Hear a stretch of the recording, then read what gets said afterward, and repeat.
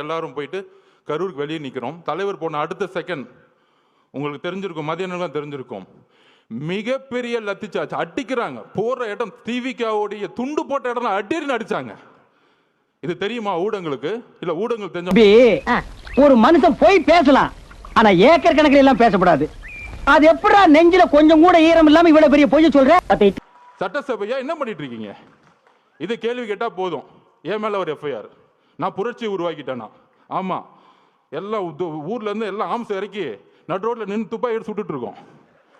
இதுக்கு ஒரு எஃப்ஐஆர், இதுக்கு ஒரு மிரட்டல். அதுல துரைமுருகன் நாங்க என்ன நடக்கணும் தைரியம் இருந்தா கை வைங்க. என் தலைவரை பார்த்து உனக்கு முன்னால வேலைக்கு வந்தா நானு என்ன முந்தி போக பாக்குறியா?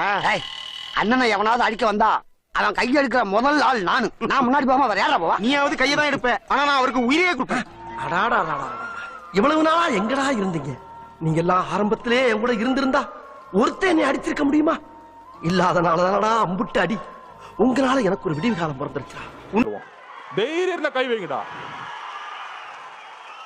என்ன அதிகாரம் இருந்தா, போலீஸ் இருந்தா, தைரியம் இருந்தா முதல்ல வீட்டுக்குள்ள போயிடுங்க. நீ சரியான ஆம்பளை இருந்தா எங்க அண்ணன் ஒருத்தவத்த மோதி பாடுறான். வாடா இங்க போட குறா. நீ ஒரு அப்பா ஆத்தாளுக்கு பிறந்தா நேர எங்க அண்ணன் வந்து மோதி பாடுறா பாப்போம்.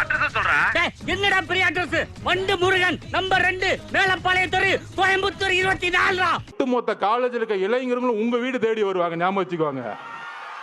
எல்லாம் நம்புற மாதிரி அங்க இருக்குது. ஆரம்பத்தில் நானும் தான் நம்பல. நம்பினாதான் சோறு போடுன்னு தாத்தா சொன்னாரு. அதுல இருந்து நம்பிட்டேன். நீங்க சாப்பிடுறீங்களா? இல்ல உண்மைதான் நம்புறேன்.